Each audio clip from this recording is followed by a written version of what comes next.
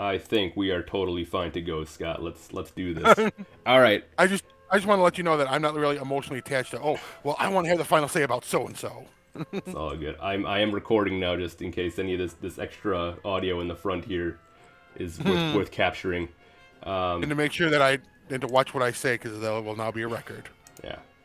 All right. Hey, everybody. So this is a bit of a different video here that I'm kind of thinking about doing for a while. But basically, me and Scott from Sengoku Studies, the YouTube channel, or if you might know him from the Discord server here too, we came together to make a samurai tier list. And I set it all up that you can see on screen here.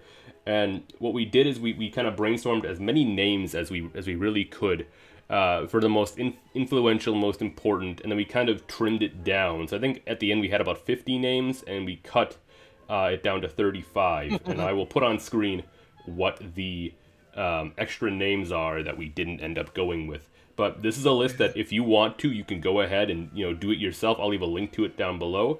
But yeah, Scott, why don't you say hi to people? I'm sorry I was hogging that. Oh, no, that's fine. Yeah, we were, hey there, Scott. We were kind of just spitballing names, and we just could have kept on going and going, and we just decided, okay, we're at 50, we should kind of stop here. And then trimmed them down from that.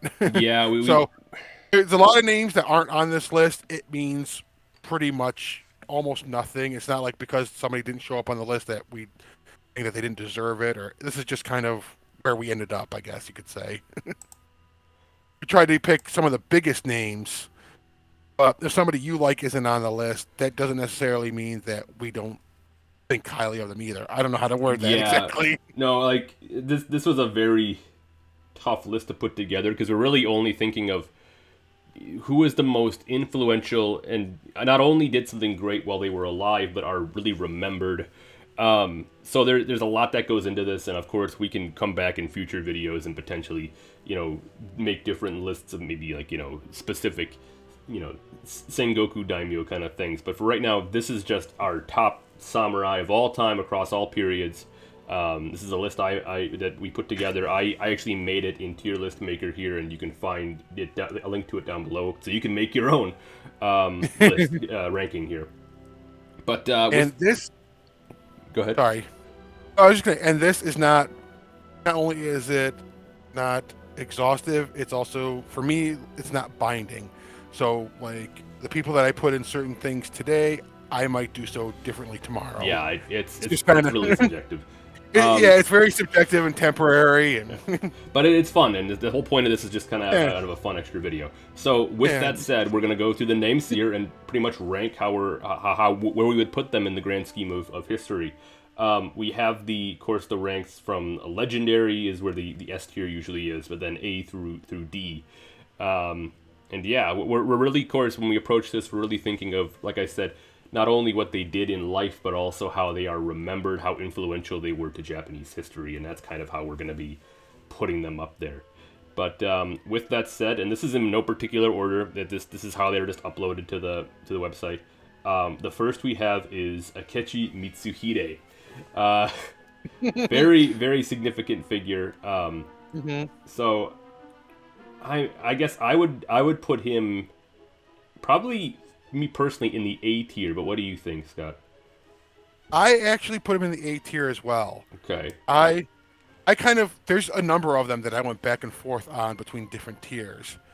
I had him thinking about him being in the legendary for a bit, and I thought about, I was like, well, I mean, he did make a big impact, and he is very well known today. Right. He had a bunch. He did have certain impacts. He helped bring Ashikaga Yoshiaki to Oda Nobunaga. That had a big impact on the course of history. Mm-hmm. And of course, his events at Honnoji really threw a big monkey wrench in Japanese history. He's so influential. Even besides the rest of his life, just the one action he did at Honnoji really is one of the most important moments in Japanese history in general. In particular, is the Sengoku Jidai. But even then, outside of that incident, he's still a very important leader during the Sengoku period. So that's why I think A is is perfect for him. He's remembered. He's important while he was alive. He has a lasting impact. I think that's perfect. All right. Yeah, I would agree. Moving on. Ashikaga Takauji. You want to lead with this one, Scott? What do you think? Well, I mean, this might be not intentional, but I actually this is another one I kind of bounce back and forth between the tier I end up thinking of putting him in and the higher one. I ended up actually putting him in A as well. I wanted to put him in Legendary. But I was kind of like, I don't know, Part of it was also I was trying to limit Legendary also to a certain degree because I didn't want, completely all the typical, all of them in Legendary. But I think he's a high A or into the Legendaries. I agree with A. I would not agree with Legendary, but he was the founder of his own shogunate. He was extremely important for what he did in life and what he would establish, and I think from that lasting impact, once again, he wasn't... And the Motomachi culture is a big impact on Japanese culture. Although I don't think... Obviously, he didn't establish the strongest shogunate. His actions in life, although they're important, they're very narrow, so I wouldn't put him in Legendary for that regard. Okay, yeah. Yeah, this is, like I said, there's a number of them that I kind of like, should I go a little higher? Should I go a little lower? Yeah. He's one of the ones because he did found the Motomachi Bakufu. I was like, maybe he should be tossed in with Legendary, but I was like, no. There's also some things that make him more A tier. Especially, like you said, that Motomachi Bakufu that he founded wasn't exactly all that strong. True. So the next we have up is we're going from Ashikaga Takauji to Ashikaga Yoshiaki. It's actually kind of strange. You said this was totally randomly placed. It's kind of strange. I actually think now that I'm looking at it, I think it's alphabetical. H. Oh yeah, it is, isn't it? Yeah. Yeah, that's why we have all the Ashikaga. I would, if it was me, I in terms of Yoshiaki, I'd probably put him in the D tier. But what do you think? I have him slightly higher at like C, although I would say like a low C. Okay. I don't know if that has any value. A low C. Yeah. This is another one. It's like, he was a monk that got yoinked out of the priesthood and said, "Hey, you're gonna be shogun now that your brother's been assassinated." I mean, but as far as I know, and you probably, I've seen him more than me, but from what I remember about reading about him, he was on the road with Hosokawa Fujitaka, and he was very active in wanting to go back to Kyoto and kind of establish himself. I don't think he got yoinked. Oh no, he didn't. I guess that was a little oversimplified. You can cut that out if you want. Yeah, I mean, basically, he was just he wanted to be shogun. Certainly, he wanted to be shogun. Yeah, but he just ended up being a puppet. I mean, that's really all he's known for is as the last Ashikaga shogun who was a puppet and had beef with Nobunaga, and and that's what he's most known for is his issues with Nobunaga. Is really what he's best known for. Are you really firm on that low C, or should we put him in the D? No, I can see a D. Okay, if you can see a D, let's just put him in D then. We got to have some people in D. There's a lot of really important figures here, and we got to have some people for D. Oh, I have people in that I would consider in the D too. All right, next up we have Ashikaga Yoshimitsu. Of course, the famous leader who brought an end to the Nanbokucho period. Where do you think he should go? I actually have him up at the A tier. A tier? Okay. Yeah. Okay. Care to elaborate why? Well, because he ended the Nanbokucho wars with his, oh yeah, I'll totally share power with you. Not, tactic. Mm-hmm. Once the Southern Court agreed to it, he said, "Nope, I've changed my mind." But it brought. I'm not going to say it brought peace because there was still war between the Nanbokucho and the outbreak of the Onin War. But it ended the Nanbokucho War period, and he was one of the few strong Ashikaga shogun. I mean, he ruled with an iron fist, almost. Do you think he did enough outside of that, though, to warrant being in the A tier, or do you think... Well, he helped reestablish and renormalize contacts with China to some degree. Okay. I mean, he was acknowledged as the Chinese emperor as the king of Japan. So Okay. I personally, when I was thinking about it, I had him in the B tier, but you're making a strong case for the A tier, so I guess let's put him in the A tier I mean, then. and also if you want to get into like the Sengoku stuff, it was under Yoshimitsu that the various shugo were kind of obliged to stay in either Kyoto, Kamakura, or the oh geez, I used to know the name of it. One in Kyushu, Daizu, Yeah, I think yeah, you're right. um, Dai Dazaifu. Daizu. Okay, yeah, Dazaifu. I get the fu and the zoo mixed up. Yeah. Yeah, and they were. You can cut that down in post, right? We'll The see. Daizu. The All right, yeah, so let's just keep. We got a lot to get through. you know. Date Masamune. Uh, He's someone I just did a lot more kind of reading on this past mm, week for my history of the Date clan video. I was also probably thinking A tier for him just because of how he's remembered. Um, what do you think? I could I could see that. I actually had him in the B tier, Edmund B. but but I could certainly see why somebody would put him in A because he is extremely well known. Yeah, if it wasn't for him being so famous, I wouldn't have him in the A tier. The reason I have him in the A tier, like as far as an actual daimyo goes during his lifetime, I really don't think it's hard to say because he definitely has the moments that make him stand out compared to other daimyo, but Absolutely, yeah. it's the romanticization over the years that really puts him over the top in terms of really this figure that we've all come to remember and Mhm. see in TV shows and games and everything. So that's why I All was right. thinking A tier. But are you really solid on B? No, no. Like I said, um, I think sometimes I kind of tended to overplay in history and Hmm. downplay like how they're remembered now. So that's where our tiers might be somewhat different. But I can certainly see, considering how well, I mean, he's now, I mean, in Japan, he's extremely popular, but even outside of Japan, Yeah. pretty well known.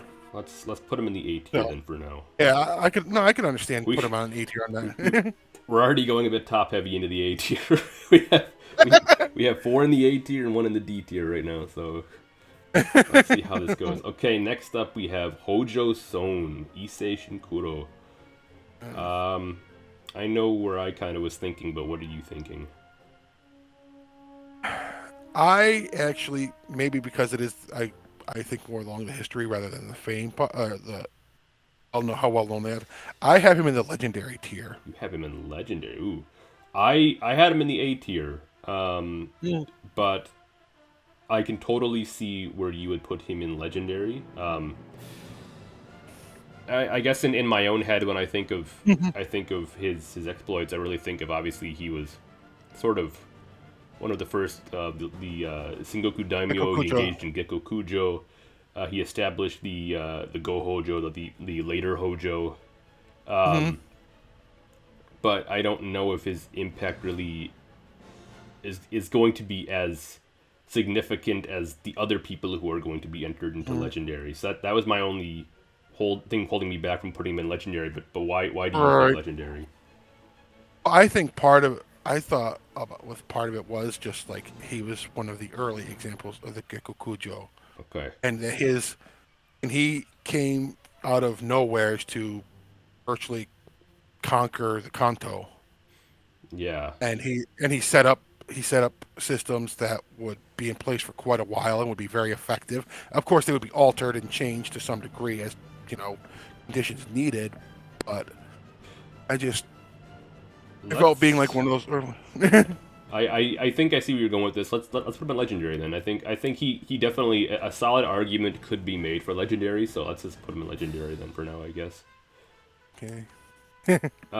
Okay, and then moving along to Hojo Tokimune. Oh, where do Tokimune is, of course, known. He was the leader of the Hojo during the Mongol invasions, correct? I'm trying to remember. Yeah, correct. Yeah. Personally, I had him in the B tier, but what do you think? I actually had him in the B tier as well. Okay, well, he's going in the B tier. Well, he also, it wasn't just the Mongols. Whole thing of Zen and Yeah, samurai. I was gonna say he did a lot for Zen It's Buddhism. I way, remember. yeah. Yeah. I mean, that stuff is way overplayed, really. But he was into Zen Buddhism, and he kind of helped what part of that existed. I don't He know. was kind of starting.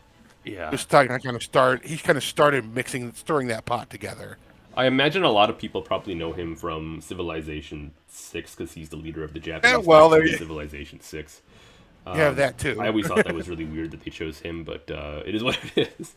It is kind of weird because you'd think yeah. for such a video game they would choose a better gnome. Well, and usually in Civilization they go with people like any one of the three unifiers. I've seen them use Tokugawa Ieyasu, Oda Nobunaga. Usually just those two back and forth. I don't think I've ever seen them actually use Hideyoshi, but yeah, it was weird to see them use Tokimune. But yeah, I think B tier, we both agree on that. Yeah. Moving right along, Honda Tadakatsu. Do you want to lead with this one? I don't know. I might offend you with this one. I mean, just because I like Tadakatsu doesn't mean that I'm going to be offended by it. What do you think? I actually put him in the C tier. C tier. Yes. That's lower than I thought you'd put him. Care to elaborate? Well, this basically, I think this is one of the times where the influence and stuff kind of impacted me because I think he was a very strong warrior. He's a very cool and interesting individual and everything. He was a great commander. His own individual accomplishments outside of being one of Ieyasu's top generals was a little iffy on. He kind of straddled between B and C. Yeah, but what about his legend of being the warrior who surpassed death? Well, I mean, I don't know. I wasn't there. Supposedly he never got a wound, but Never got a wound, and he fought in so many battles. I know it sounds kind of unrealistic, but it's also not impossible. So I was gonna put him in the A tier for being one of the greatest Sengoku warriors that we often remember. But if you're putting him in the C tier, I say we split the difference and put him in B tier, just to kind of. I mean, I could see why you would do that. Again, for people watching, this is subjective. I mean, each individual I looked at differently, kind of to a certain degree. You know, It wasn't a set formula. I tried to follow the criteria, but sometimes, you know. But I mean, I could see why you would put him on A also. But if you want to slip in B, for anyone wondering, there's a helicopter going over my house, so you might hear some noises. I think I did. I think we should put him in B tier, so that's in the middle of what we were gonna place him. All right. Next up is Hosokawa Katsumoto. Of course, the leader of the Hosokawa and one of the instigators of the Onin War. I think I was gonna put him in the C tier. What do you think? I actually had him kind of. I had him between the B and A, and I ended up putting him in the A at the end because I wasn't sure. But I would actually go more with B. Okay. Care to elaborate? Just because of, and I would put, just because him and the other person that we're going to get to eventually, I put them at kind of around that same tier because if it wasn't for them, we don't really know how things would have gone. Because there was violence and there were issues.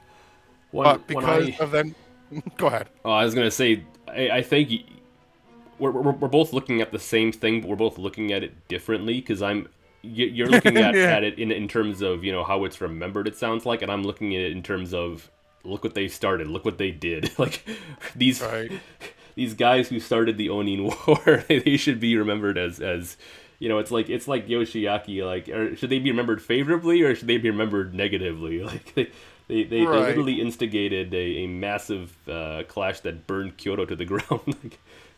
which is one of the reasons why my tier isn't necessarily my tier isn't the degree of how good or bad they were. Yeah.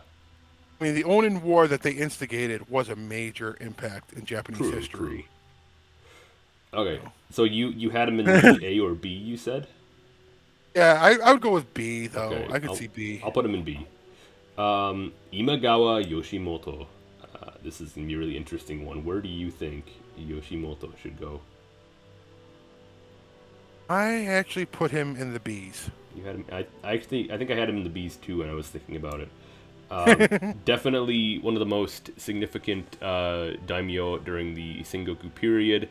Very underrated. Very underrated. Someone who continually gets shown to be sort of an idiot for his one major defeat that ended up resulting in his death and the destruction almost of the Imagawa clan. So. Well, it did eventually, more or less. It really crippled it, and later, obviously, they kind of collapsed in on themselves. But I think while he was alive, the Imagawa were extremely powerful, and that should always be remembered.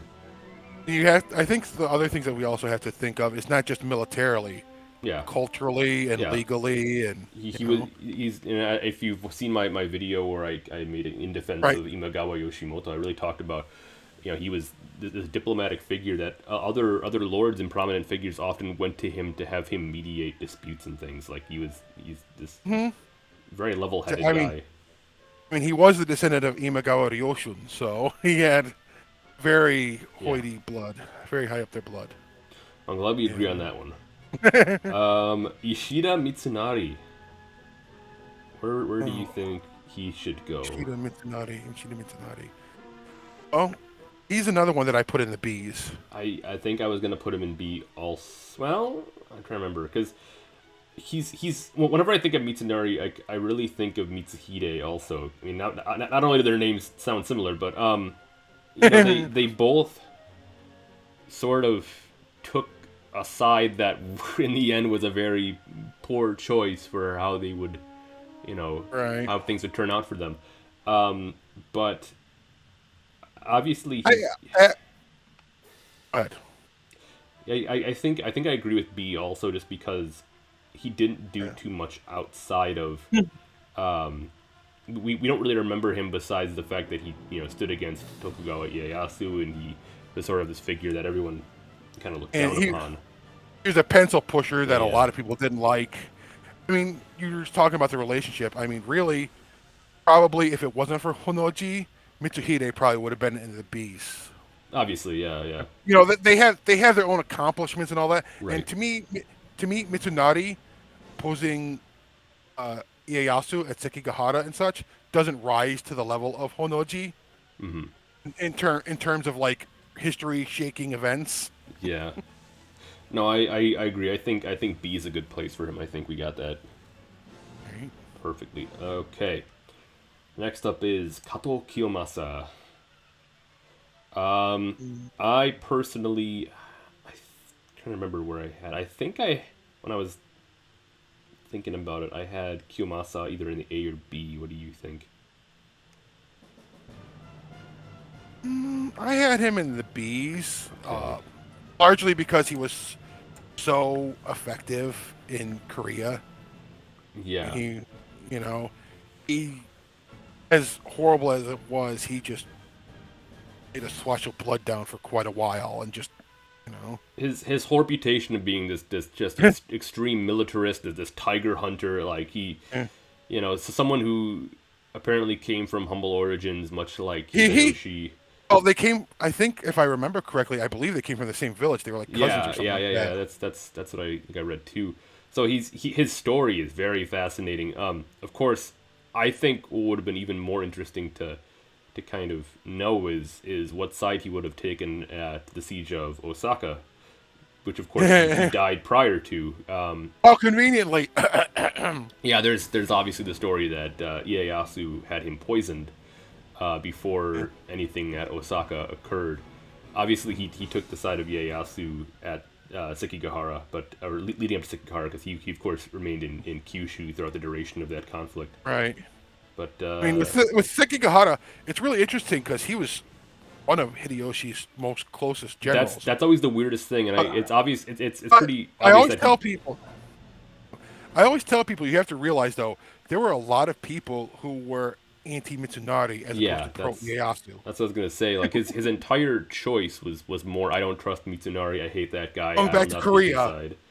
Yeah. because Mitsunari was poking the bear as it was Well, over Korea. and I also I wonder how much of the relationship prior to Korea we should maybe take into account, because obviously they would have both been on campaign together under Hideyoshi during his wars against the Mori. Obviously, you had to factor in Konishi Yukinaga later too, which he's in the lineup, so we're gonna talk about him in a little bit here. But yeah, let's keep moving along here. Kobayakawa Hideaki. I think I know where I'd put him. What do you think? You can go. I think I did the last one first, didn't I? I do Kato Kiyomasa first. I think I did Kato Kiyomasa first. Oh. Oddly enough, I actually have Hideaki in the C tier. I can agree with that. I had him in the C or D, but I think C would be a good place for him. we need someone in the C tier just to kind of fill it up. Other than Sekigahara, and that he went mad afterwards, apparently at least Drank himself to death or something like that. Yeah. Yeah. At least that's what the story is. Who knows? I mean, other than that, I really don't have anything other to say about Hideaki, so that's why I put him in the C tier. Yeah, obviously, he's so famous because of his betrayal, right? And of course, playing at both sides. That betrayal has gone down in history, and I think that's why he's remembered. And it's a negative thing to be remembered about. But I don't think we could make this list without having him in there, because he's such a titular piece to everything. Oh, I mean, for fellow Americans, look at Benedict Arnold. Mm-hmm. He's well known in the United States for that. So, yeah. And everybody's remembered for good things. All right, Kondo Isami. This is a guy who I knew about, but never really read too much about prior. And because of that, I kind of wasn't sure where to put him, but I think what I ended up thinking was the B tier. But what do you think? E. Oh, wow. Now, I'm going to say this, and I'm going to do this qualifier. These tiers do not mean bad, because I put I put Kondo Isami in the D tier. D tier. Okay, care to explain? Well, because I find him to be a very interesting character. How he came from a farming family, and he was adopted into the Kondo family, and all this stuff, and is kind of almost sort of takeover-ish type of the Shinsengumi, and all that. But in the bigger picture, I didn't quite think he kind of added up to. Well, what I think is extremely fascinating, besides all of his Shinsengumi stuff, is the fact that he was born, was it like into a farming village, I think? A farming family. Yeah. I don't know. It's hard to say because his family had a last name.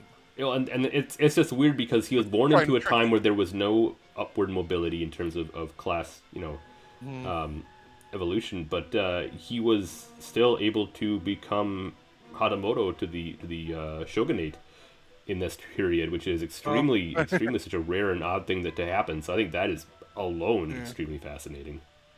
It is. I mean, I kind of balance that as it didn't have to be Kondo. Kondo didn't get made Hatamoto because of his own things. The whole Shinsengumi were made Hatamoto. So I think we should split the difference, because I had him at B and you had him at D. We should put him in C. That's fine with me. We need more C. Yeah, I was gonna say unless you strongly protest to that. Oh no. I just, like, when I thought about who I would put where, I actually tried to be like, most people would be in the middle. So I was trying to thin out the ends a little bit. All right. It was really hard. Trying to find people to put in the D tier were really hard for me. There's a few that I was thinking of, but yeah. All right, Konishi Yukinaga. Here we go. I actually, you start this one. I think I started the last one. Konishi Yukinaga. For various reasons, I put him in the B tier. Although I did too. This is largely because of Korea, because of his famous rivalry with Kato Kiyomasa. Yeah. But also because it was Konishi who was largely responsible for Hideyoshi not having an accurate picture of what was going on in Korea. And there's also the whole thing of he was a Christian, and that was Right. it was interesting because Hideyoshi he became pretty anti-Christian, yet one of his top generals, one of his top loyal men was still Christian. And there's that whole story, and I know it's been disputed, but there's that whole story with him, giving false information during the peace negotiations in the middle of the two invasions of Korea, and there's that whole story too, which is always brought up regarding Yukinaga. Which to be fair is I mentioned, which I think it happened. It may not every way in every way that has been said necessarily happened. I do think that Hideyoshi was kind of kept in the dark as to the real situation in Korea, partially because people were afraid of what he would do if Yeah. I mean, this man is the ruler of all Japan who can snuff you out like nothing. He's definitely one of the most interesting figures, I think, just because of where he was, who he was, right? Who he was rivals with. I would say he was a bigger rival to Kiyomasa than Mitsunari. I mean, he Well, I mean, Mitsunari wasn't so much a rival. He just somebody liked him. Kiyomasa didn't like, but yeah, it's interesting to think about. All right, moving along. I mean, it was the whole race was an history. Yeah, and just for people listening, there are times that I will use family names, and there's times I will use given names. There is no rhyme or reason why. Yeah. It's just whatever I'm used to calling them.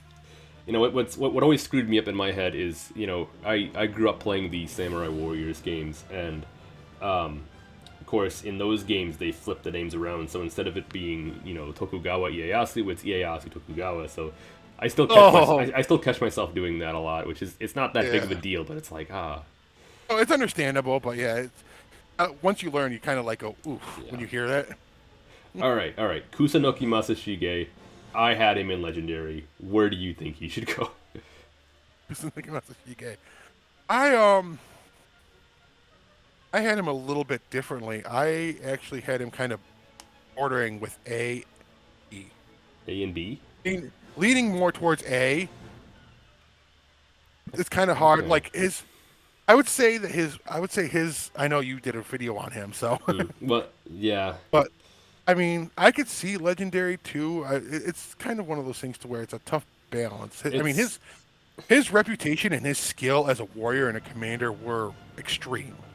Yeah, and I mean, he was top tier in that. I think at the time, he wasn't necessarily a big famous figure. It's just everything after that, he's been so looked upon favorably by everyone because of his life story, and obviously there's a lot of romanticization probably that goes into it. But but you got to take romanticization into it, because even if it's not true, it's how they're remembered, which is part of what we're talking about. I always, when I think of Masashige, I think of that glorious statue of him. I've been to that. It's a nice statue. Yeah, and I just think he's really just this symbol of resolute, just defense of the emperor, loyalty, Yes. I mean, he was. You could call him almost kind of like a patron saint during the Meiji and such eras. Yeah, he's such a famous figure, even after the samurai were, fallen. So I could definitely understand why you would put him in Legendary. So I could agree with that. I think we need more Legendary figures. So I'm gonna put him up here. But I actually now that I'm thinking about it, I remember I was also considering A tier back when I was also thinking about it, but. I think we need a few more in the Legendary spot, and he's definitely a Legendary figure, I think. All right. Minamoto Yoritomo, the first shogun of the Kamakura shogunate, the winner of the Genpei War. Where should he go? I don't know where he should go. It's kind of funny. I actually have him in Legendary tier because I did too. I did too. I mean, hey, he didn't get it all started, but he's the one that kind of like cemented the idea. Yeah. There's so much of history after him is 12th century based on him, like what he did essentially with the samurai class. And his influence was felt. Ieyasu imitated some of his governmental structures and some of his laws and such. Yeah, it's extremely important figure, founder of the the first shogunate. Hmm. Through after him, the title really became hereditary. Right. He's got to be And legendary. yeah, it became more of it became a government post as opposed to a temporary field Yeah. command type thing. And just so people know, we can rearrange these in their actual like brackets to like have like the most important to the one side, but I'm not gonna do that. I'm not gonna order them any more than they are in each bracket. All right, moving along. Then we have Minamoto Yoshitsune. He too is a figure I had in Legendary. What do you think? I had him more along the lines of the A, Okay. but I could understand why you would put him in legendary because he's also up there with like a Masashige. He's very well remembered. Yeah, I think if we have Masashige Legendary, we have to put Yoshitsune in Legendary. Oh. So Since again, this is one of the cases where I think the history kind of overrode the fame today kind of thing. okay. For me, but I can certainly understand why you would put him in legendary. Well, and also, I think so many samurai sort of try to live by his example throughout the rest of samurai history. He's such a revered figure among other samurai, and especially him. And I know we don't have Benkei in this list because Benkei is not really officially a samurai, as people are going to argue, but he was definitely a warrior who fought among samurai in samurai battles. But you look at Yoshitsune and Benkei, and these are two of the most iconic figures in all of samurai history, and I think that's why they deserve to be in Legendary. Yep. They made a movie about them, which was not the best in the world because it was very 16th century-ish, but the idea was there. Yeah. All right, so I do have him in Legendary. I mean, there's a whole bunch of plays going back hundreds of years about Benkei. Yeah. There's no theater, kabuki theater, Oh, I think yeah. puppet theater even, There's probably been endless writings about them. Yoshitsune and Benkei and.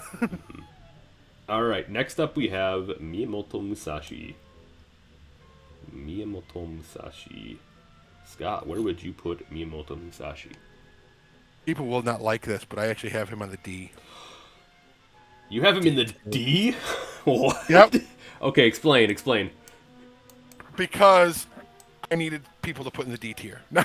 Oh, okay, yeah, that's why. Yeah. That's part of it, but also he is extremely famous, which I'll admit. But outside of his fame, his influence in his time and beyond, I just didn't think was all that much. I mean, we have the Book of Five Rings and such, and he does have the school, the Hyoho Niten Ichiryu, which I'm not bashing. So people who do follow that do not think that this is an attack on Yeah, you. don't piss off any martial artists. This is not an attack on your school. I had him in the exact polar opposite. I had him in Legendary. So Really? this I just can't fathom him being in the D tier. I'm surprised that you think that. Well, like I said, this is probably also like one of the cases where the history was more so where I weigh the history a bit more than legend. Okay. So I mean, I could see why you'd put him in the legendary tier because he is so ridiculously famous. I mean, and I don't mean ridiculous. That's pretty much it. Like he's remembered as being the greatest duelist. If nobody knows anything else about samurai history, there's a good chance they've at least heard of Musashi. Exactly. So I can understand why you'd be in the legendary tier. So where should we put him then? Put him in legendary. Okay.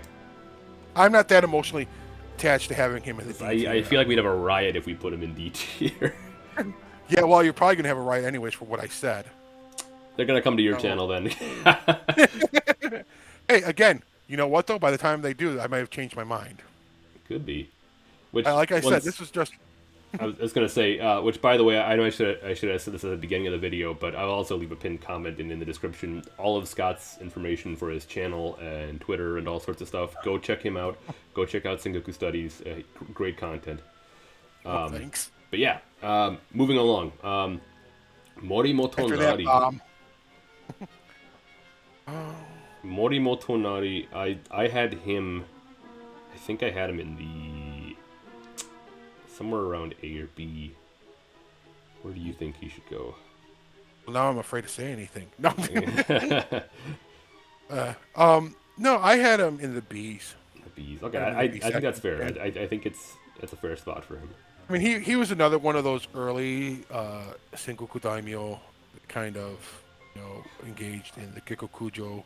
I really, whenever I think of him, I think of just how much he expanded the Mori from being this speck on the map to being the complete dominator of Western Japan. Like all the way through until they helped to overthrow the Tokugawa. Yeah.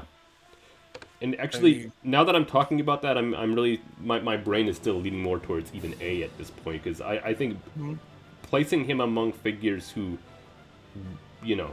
didn't accomplish even that, I think he deserves to be up there with at least Masamune. Like that is okay. He did a lot. He did a lot. Yeah, I mean that's fair enough, I would say. What about Terumoto? I had him at about. I don't know which one would be more so, but I had him in the B's also. You had him in the okay. I had him in the D's. Yeah. I didn't think he didn't necessarily capitalize off of the position his grandfather Motonari left him in, and of course his floundering and everything at Sekigahara leading up to that really just it doesn't leave a good image in people's minds.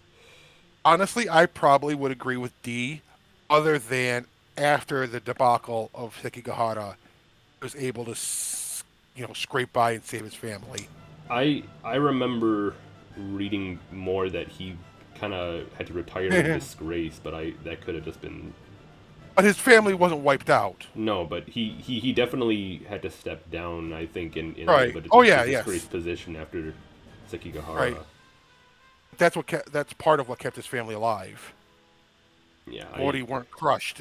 So I mean, I can understand why you would put him as a D.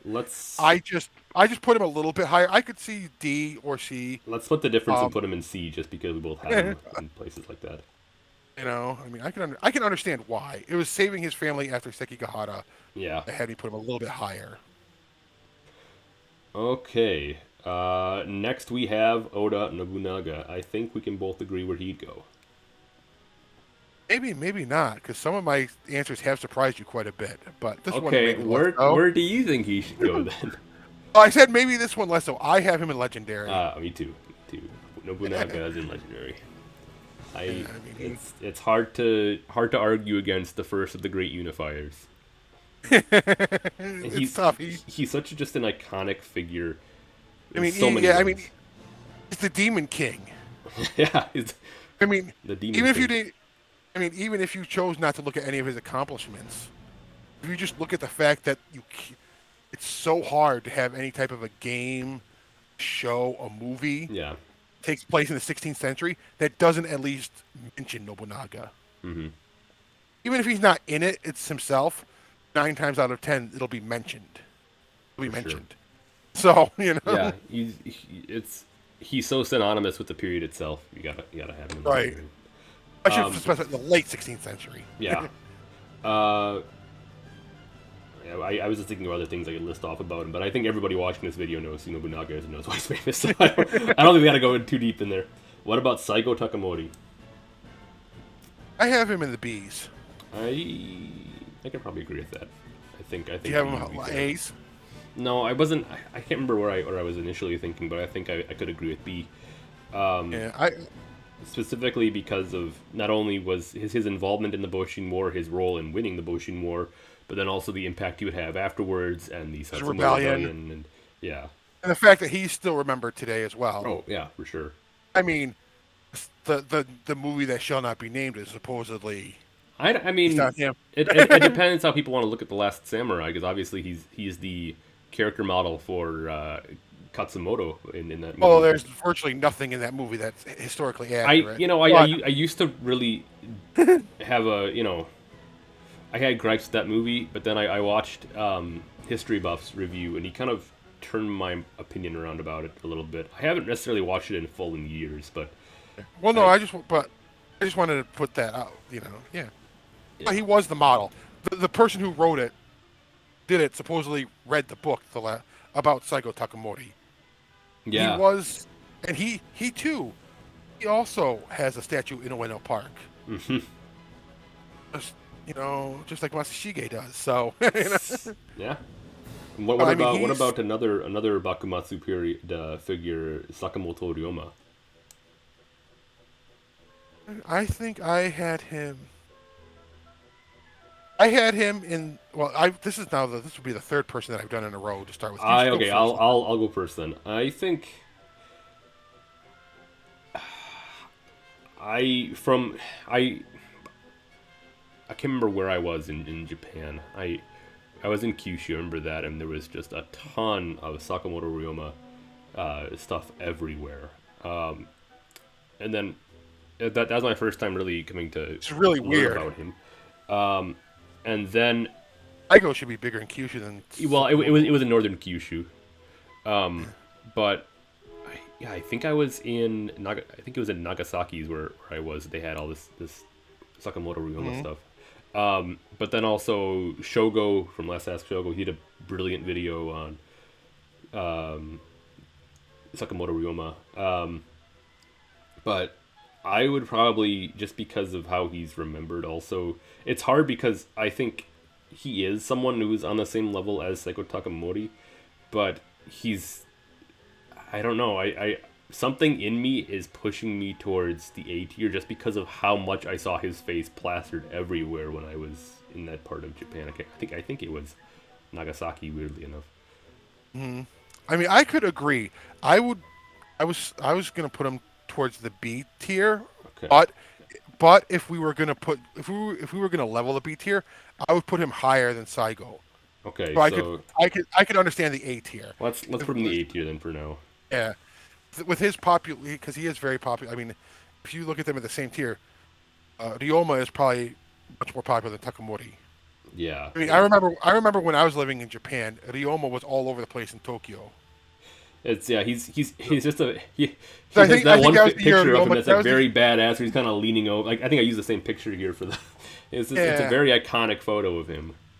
I mean, to be fair, that was the year that Ryoma Den came out, I believe. Or the year Oh yeah, after. yeah. They had a real NHK Tiger drama about him, right? Yeah, yeah. They Yeah. had one about Saigo too, Saigo Don. Another motorcycle going by my house, so probably hearing that. All right, we can just pause to cut it out if you want. That's fine. The viewers know what to Alright. expect when they see my face. It's not Yeah. very polished content. All right. And for the viewers, don't blame Nick for me. I'm a bumbling mess. So All right. Sanada Masayuki.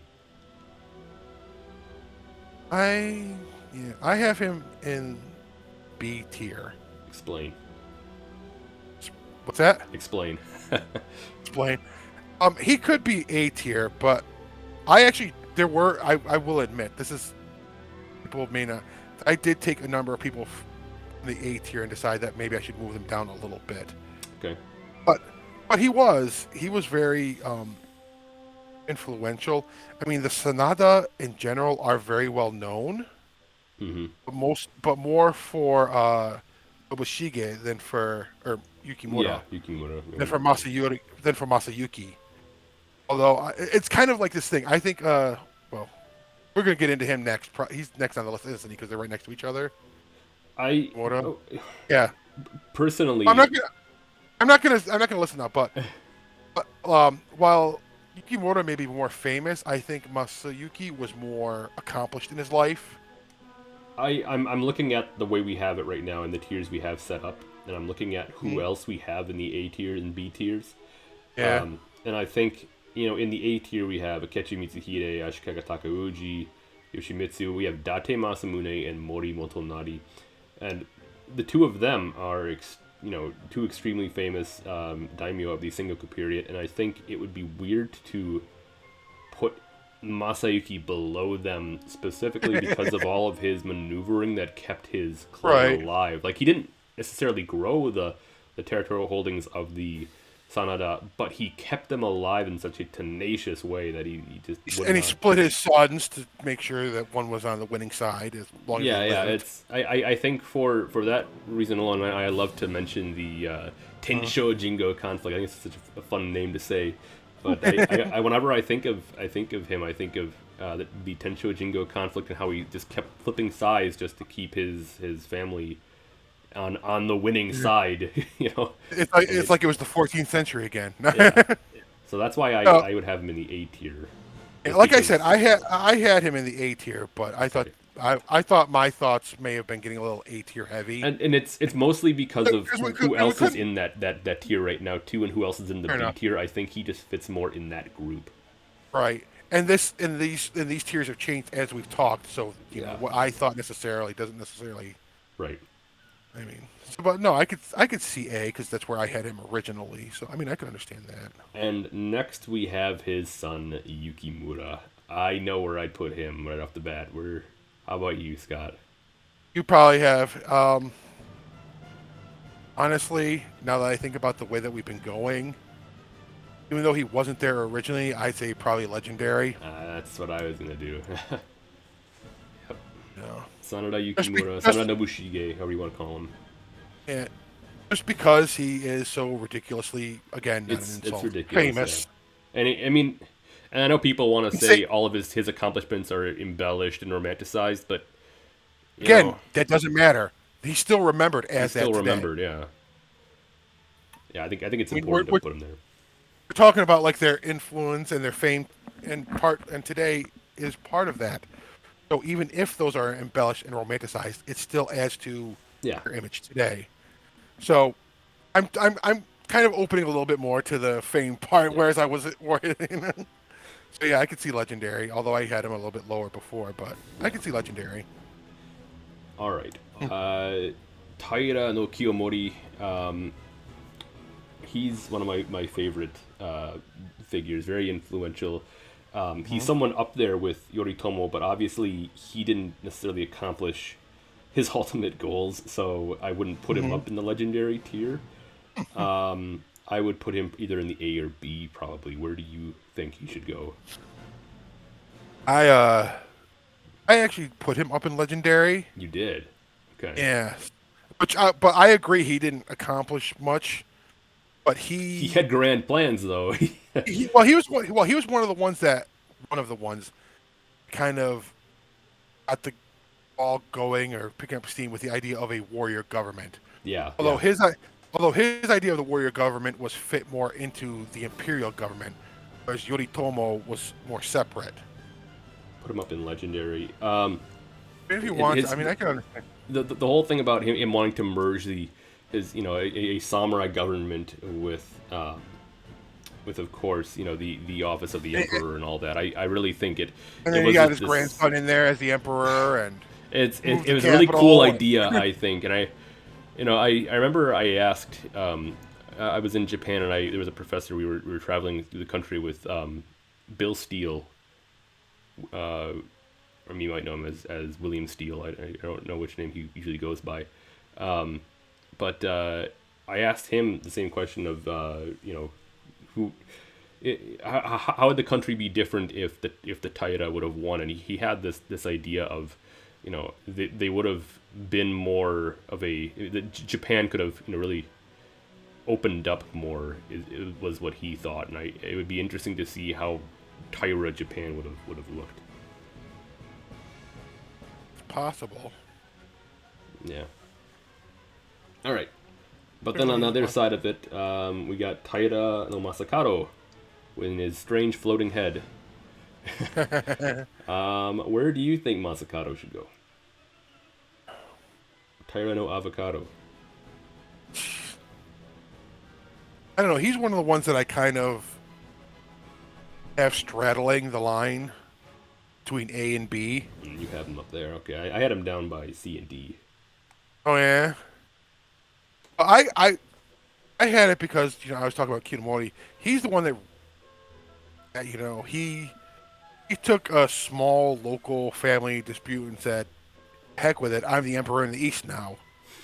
And he kind of showed that he could establish his own warrior type government type thing in the East, which granted inevitably failed. You have him between A and B? Yeah, I had him between A and B because he accomplished some good things, but he ultimately not good. But you know what I mean. Let's put him in B then for now. Yeah. Okay. And tell me what you were thinking. It's not. I should just be. Tell me why you put him down in C and D. I kind of had him down in the C and D simply because he's sort of a footnote of that era in terms of he what I guess he's not a name that necessarily comes up too heavily when we think of the famous samurai leaders. Obviously, he had his little rebellion revolt thing, but there are a lot of samurai that sort of did revolt in ways like that. What I think he's really famous for is, of course, the whole floating head story, and I think without that story, he wouldn't be nearly as remembered. Quite possible. I think that does help his memory. Maybe I would say image, but his memory. Yeah. I think it does help his memory, yeah. I mean, I can understand why you put that low, yeah. All right, next up we have Takeda Shingen. Takeda Shingen. Did you lead the last one, or did I lead the last one? I think I did. Okay, I would put Takeda Shingen in Legendary. And once again, it has to do... Obviously, he was great while he was alive, but also it comes down to how he's remembered being one of the greatest daimyo during the Sengoku Jidai. Mm-hmm. What do you think? I mean, I can't really disagree with that. Mm-hmm. He was one of the ones that I had floated between Legendary and A, and the only reason why he was even floating with A was because it's like, oh well, we're gonna put all the usual ones up in Legendary, and everybody's gonna, Right. But so I was trying to do it also to be a little. I'm not, and this might sound dishonest. I'm not trying to be dishonest, but just give a little variety. You know, I understand. I think all the typical ones are going to be up in Legendary. Let's. I was gonna say, well, and it's hard because wherever you put him, you also have to put someone else that we're gonna mention soon. But I totally agree with him being in Legendary. I mean, did you have him in A otherwise? I would put him in Legendary. Okay. I would put him in Legendary. Yeah. Okay. I would put him in Legendary. I think you can totally make an argument for A though too. I completely agree. I mean, considering who else we have in A, I think he would fit in A also. Right. I mean, and considering his, again, like with Yoritomo, we were talking about Ieyasu. Ieyasu took on part of Shingen's military organization, his law codes, his governmental stuff. Yeah. All right. And then all the stuff Shingen did in his own lifetime. True. Moving along. And he's a popular person today. Sorry. There's always more for Shingen we can mention. Well, I just wanted to add, like you said, he's one of the extremely popular ones still today. Yeah. The top 10s probably. Tokugawa Ieyasu, I think we can both agree where he should go. I don't think there's any dispute there, unless there is. E? Yeah, no. I have him in Legendary. What about you? I would agree with Legendary, yeah. Yep.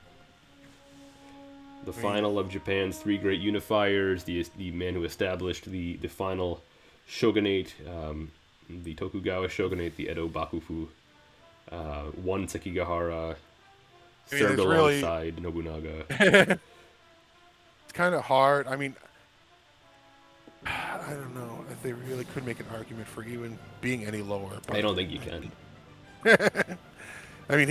I mean, figure his own lifetime accomplishments from little Matsudaira Motochiyo, or Taki, Takichiyo when he was Takichiyo to Matsudaira Motoyasu.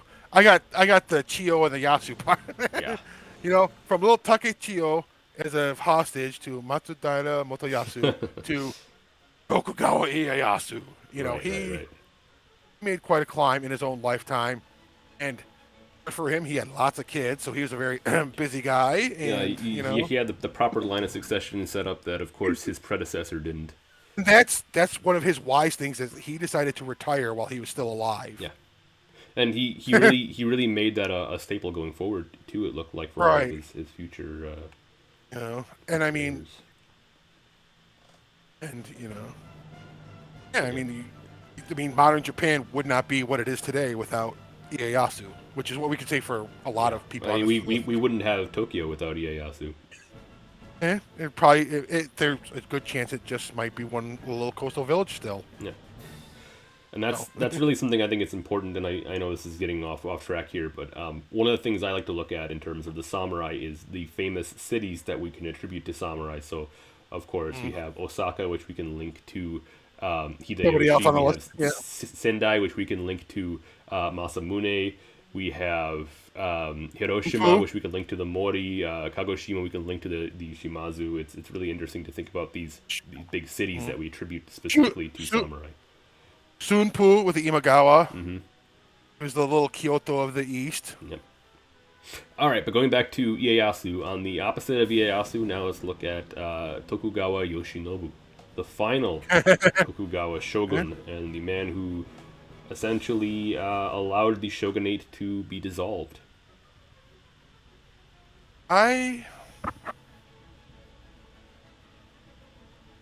This is actually kind of a tricky one Where for me. would you put him? Because I went first, I think.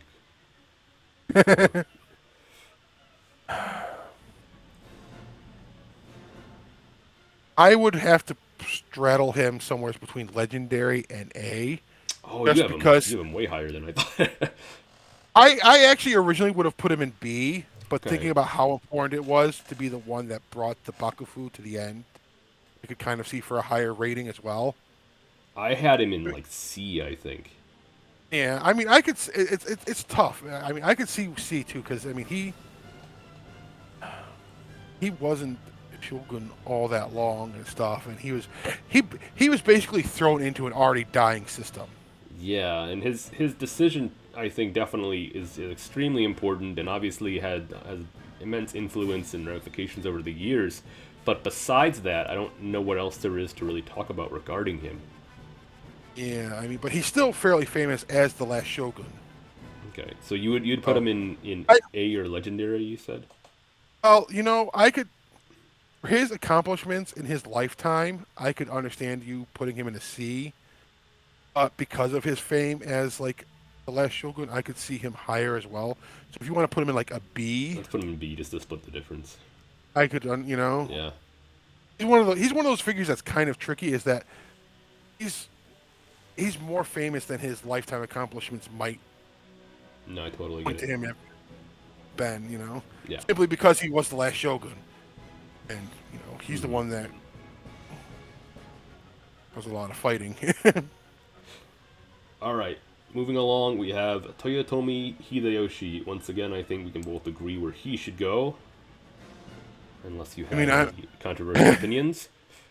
I mean, I'm guessing probably legendary is where you were headed. That's where I was headed.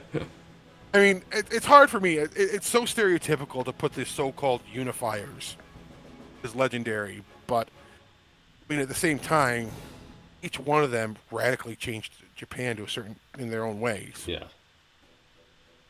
No, totally. They all built on each other too, but I don't know how much we need to get into Hideyoshi's history. I'm pretty sure everyone watching this video knows who Hideyoshi his rise is as the second great unifier. The guy who succeeded Nobunaga, led Japan into he unified Japan and led it into the Imjin War, and then was later, after he died, his regime was usurped by Ieyasu. So, because he had a child there's getting a in the lot. wings, and he didn't. But yeah. It's a lot. Moving along then, we have, of course, right along. the other side of Takeda Shingen. We have Uesugi Kenshin.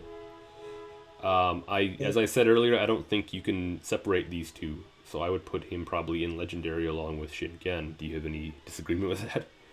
No, I mean, like I said, I wasn't quite sure where to place Shingen before. I'm gonna put them next to each But- other because I think that's the important thing. But wherever I place Shingen, I would place Kenshin as well. Yeah. I mean, they all have their own accomplishments, but also their constant rivalries over Shirano was a thing. The repeated battles at Kawanakajima, that Kawanakajima plane. Yep.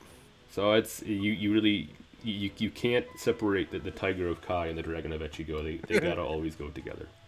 I mean, even if you don't agree with the history of them always being together, their images are always Yeah, linked, always. and that's part of what we're taking into account too. He's also someone who I think, up there with um, Shingen.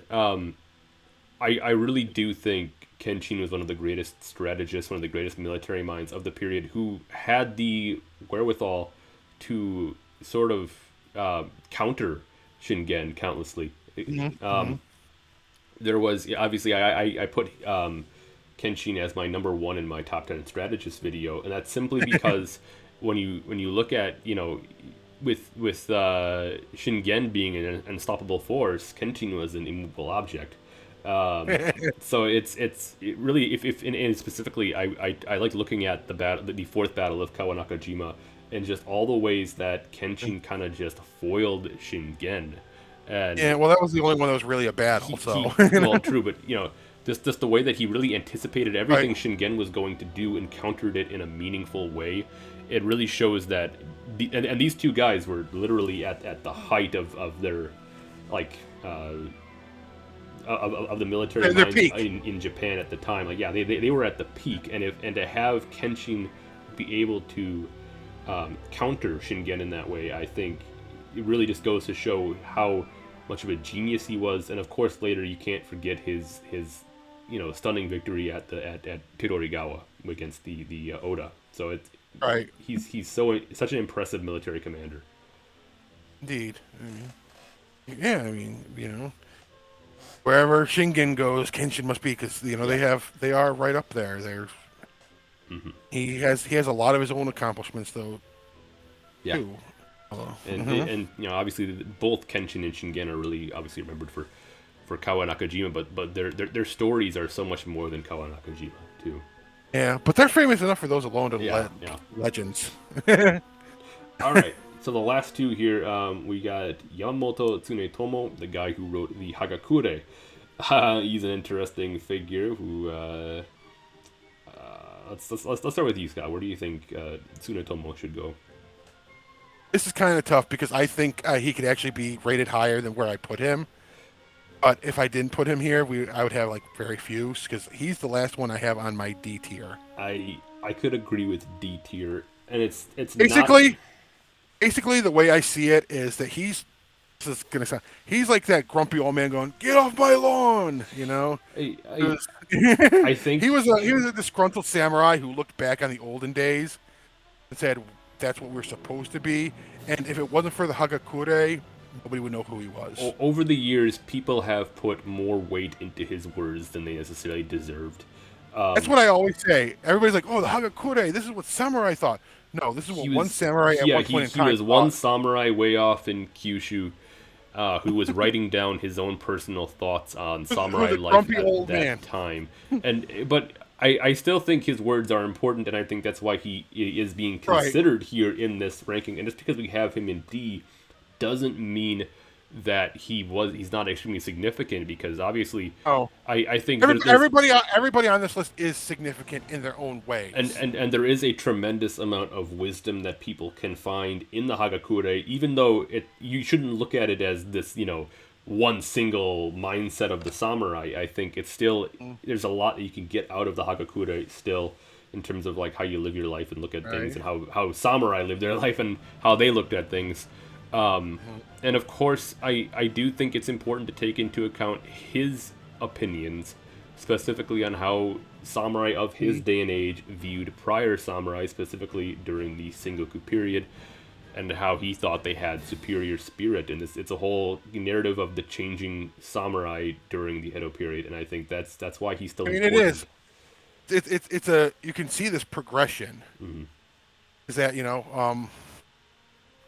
the samurai, the bushi, the buke, whatever you want to call them, in the 1300s, they looked back on the Genpei Wars and romanticized. Oh, they charged at each other on horseback, firing arrows in single one-on-one duels, and each generations of samurai romanticized each other. It's kind of like Previous ones. the Woody Allen film Midnight in Paris, where Owen Wilson is trying to go back, and he's trying to write a book, but he keeps going back into an older version of Paris and meeting all these famous figures from the 1920s, and then he meets this girl, and he's thinking this is perfect. This is like the time to be, the 1920s in Paris, and then this girl he meets, she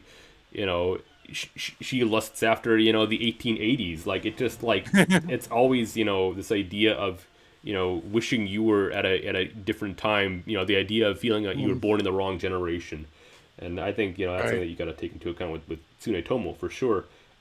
In terms of why in the D tier, even after mentioning all of this, like I said, I think it gets back to people put more weight into him, into his words. He doesn't stack up to any other figure on this list necessarily, but he needs to be mentioned, I think, simply because of the Hagakure. Right, like I said, the Hagakure is an important thing, but if it weren't for the Hagakure, nobody would know who he was. Yeah. All right, final. That's what I think. Yamana Sozin. I think we both agreed earlier that he has to go in the same tier as Hosokawa Katsumoto. Is that correct? I would agree to that. Yes. I'm gonna put them together in the list here. Both Hosokawa. Katsumoto. Where was that again? That was the B tier. B tier. All right. I personally think I could put them down into C, but I do think that you can make a strong argument for B. So for me, I have them anywhere between B and C. It really again it goes down to like the same thing with Katsumoto, that he was the other side of that instigating force that really turned Japan on its head. The 15th century, and also there's although we're saying they instigated the Onin War and essentially erupted into the they used things to their advantage, how that erupted into the Sengoku Jidai, but of course as I talked about before, there's a lot of different points of view these days regarding when the Sengoku Jidai really started, and if the Onin War really should be viewed as the starting point or not. Right. How much and Kyoto burned for how long simply because of these two guys? Yeah. Well, I mean, they literally burned down streets of it. Again, we were talking about romanticization. There was stuff there. Streets in Kyoto buildings were burnt down to the ground to make ways for mounted archers because they thought they were going to be fighting back in the 14th century, which we thought they were fighting like the 12th century. Yeah. And they ended up bogged down in essentially 15th century trench warfare type situation. When we talk about Katsumoto and Sozin, really, they are significant for what they started. If they didn't do that, they would not be on this list, probably. Because Hosokawa possibly because they were still the Kanrei. Yeah, but so there were a number of Hosokawa Kanreis though. Yeah. You single Katsumoto out because he was the opposite side of Sozin during the Floating War. Yeah, they were the two that used the situations to their advantage to try to get what they wanted.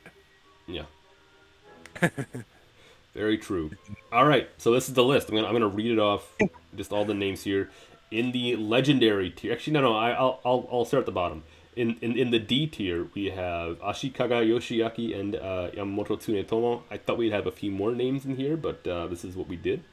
In the C tier, we have Kobayakawa Hideaki, Kondo Isami, and Mori Terumoto.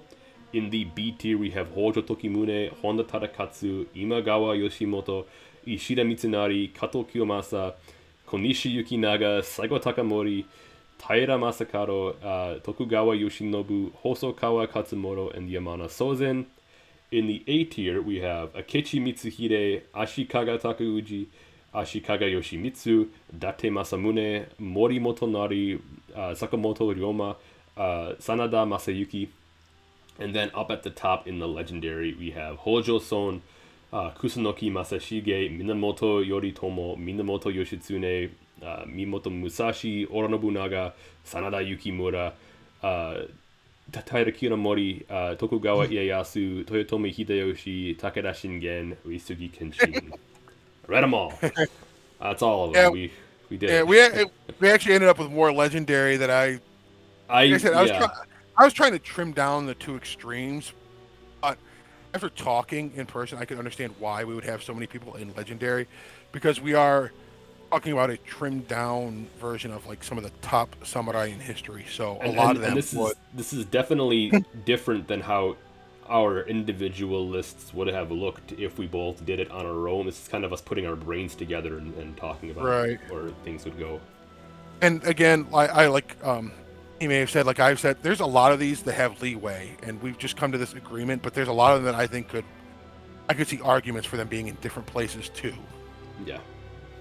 But This is not. This stuff is not black and white. This is just subjective opinions for fun. and as I mentioned at the beginning, there were more names we did consider. These were the final ones we kind of cut it down to, just because we didn't want to go through 50 names. We wanted to kind of narrow it down a bit more. And I put those names at the start of the video. You can see who else we were considering. But yeah, let us know in the comments if there are any names that you think we definitely should have had in here and are foolish for not having in here. Because there's probably plenty of them, because Yeah. And can't go on and on, unfortunately. yeah, and of course, like I said, I'll leave a link below to where you guys can make your own list here. I'll leave a link to this tier list I set up, so you can do your own and you can share it, so we can see where you guys would place things. Feel free to share it on the Discord server. I'd love to see people posting their own interpretations. And of course, make sure to check out Scott's channel, Sengoku Studies. It's great content, great stuff. Thank you for being here, Scott. This is really fun to do. Hey, thanks for having me. This is the first time we've worked together like this, so you know. Yeah. I was a bit nervous with all this, so I apologize to the viewers if I sounded kind of off. For those of you who don't know, I've been in contact with Scott for I guess 2 years now, probably. He's been a really good kind of asset expert to reach out to regarding all sorts of stuff. I always am asking him questions about historical things because he's way more knowledgeable than I am, which is another reason why you should go watch his content. Well, thank you. But you got great content too, man. It's like next level, man. Well, thank you so much. Anyways, thank you all for watching, and we may make more of these in the future, potentially. Yeah, let us know. Yeah, let us know if you have any ideas. I have a few other ideas we could potentially do, but yeah. With that said, don't forget to like, subscribe, and ring that notification bell if you enjoyed this tier list thing we did and found it to be most interesting.